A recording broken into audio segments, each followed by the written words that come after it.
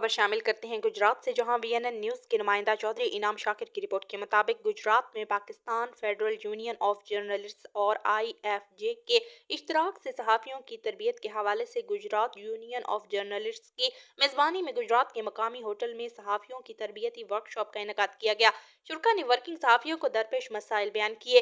Training workshop के दौरान instructors ने मसाइल के हल के लिए मुख्तलिफ मुल्की और इंटरनेशनल कवानीन पर रोशनी डाली और इस बात पर जोर दिया कि अपने हकूक सल्ब किए जाने पर खामोशी इख्तियार करने की बजाय अपनी आवाज़ बुलंद करें और मैसर कानूनी मदावा के लिए अदालतों का दरवाज़ा खटखटाएं।